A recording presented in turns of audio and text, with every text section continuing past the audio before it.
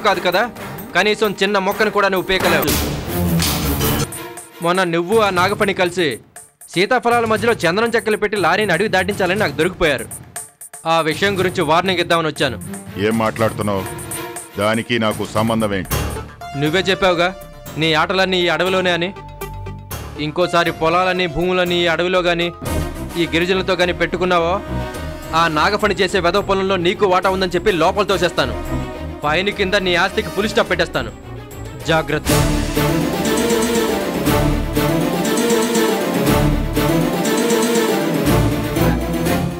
ఈ గంగరాజు సంగతి తెలియక ఆవేశపడ్డాడు.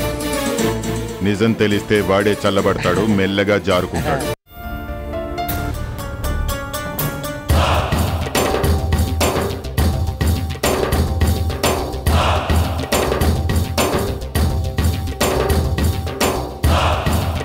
ఏంట్రా, ఎన్నో ఏళ్లుగా ఈ అడవిని నమ్ముకొని బతుకుతున్నాం. ఇప్పుడు మీరు అర్ధాంతరంగా ఎక్కడి నుంచో మనుషులను నొట్టుకొచ్చేస్తుంటే మేము ఎట్టా బతకాలి చెప్పండి.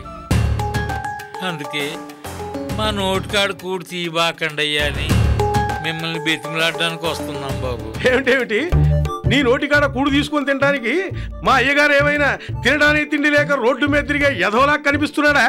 ఇప్పుడే బాగా 3 పళ్ళాలు భోంచేసి ఇలా వచ్చాడు. నోరు మీరా ఎదవా?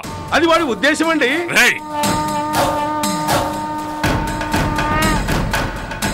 సింగన్న, ఈ రోజు నుంచి ఇక్కడ పూచిక పొల ఏరుకోవడానికి కూడా వీల్లేదు, అర్థమైందా? ఎందుకయ్యా, ఎందుకు ఏరుకోకూడదు? ఏంట్రో మా అయ్యగారికి ఎదురు తిరిగే ధైర్యం వచ్చింది నీకు? నీ వాలకం చూస్తుంటే ఇక్కడ ఉన్న వాళ్ళందరినీ రెచ్చగొట్టి మా అయ్యగారిని చిత్తగొట్టిచ్చేట్టున్నావే. రేయ్, నీకు దమ్ముంటే కొట్టరా చూద్దాం. కొట్టు. వాడికి లేని ఆలోచన నువ్వు తీసుకొస్తున్నావు, చంపేస్తాను. రే సింగన్న, ఈ అడవిలో నేను చెప్పిందే చెల్లాలా. ఇక నుంచి మీరు గూడెల్లోనే ఉండాలా. అడవిలోకి వచ్చారో నా సంగతి మీకు బాగా తెలుసు కదా.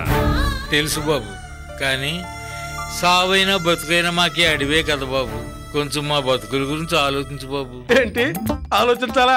అంటే మా అయ్యగారికి బుర్ర లేదనుకుంటున్నావా? నువ్వు ఊరుకోరా. నన్ను ఆపకండి అయ్యగారు. మిమ్మల్ని పట్టుకొని బుర్రలేనోడు, బండోడు, బుద్ధి లేనోడు అంటారా? వాడని మాటలు ఎక్కడన్నా అనకపోయినా ఉద్దేశం అదే అయ్యగారు. ఒరే సింగన్న, అవునరా మా అయ్యగారి బుద్ధి లేదు.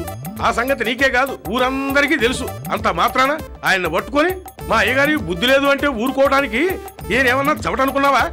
ఒకవేళ అదే అయినా నేను ఊరుకోను రోయ్. రేయ్, నోరు మీరా, ఆగితే పాతేస్తాను. ఒరే సింగన్న, వెళ్ళిపోండి. ఇక నుంచి ఈ అడవి నాది. బాబు, ఈ అడవి మీద బతికే హక్కు సర్కారు మాకిచ్చింది. ఇట్టా మీరు మా హక్కులు లాక్కుంటున్నారని సర్కారు వాళ్ళకి తెలిస్తే మీకంత మంచిది కాదు బాబు. నా మాటేనండి. ఏమిరో మా అయ్యగారు నిన్ను వద్దన్నారని ఆయన మీదే సర్కారు ఫిర్యాదు చేస్తావా? ఏది చేయి చూద్దాం, చెయ్యి. రేయ్ ముసల్నాయలా, నా మీదే కంప్లైంట్ ఇస్తావురా? అప్పటిదాకా నువ్వు బతికుండాలి కదా.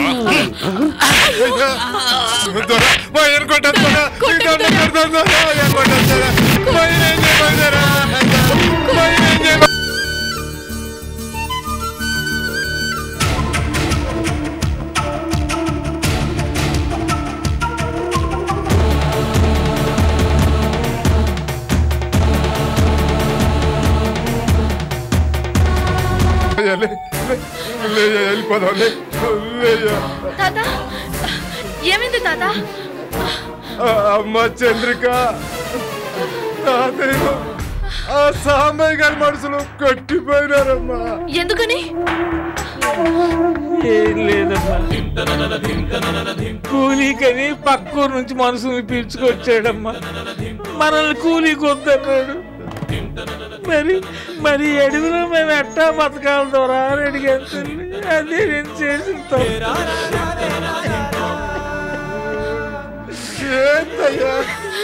మరి చిన్న పిల్లలు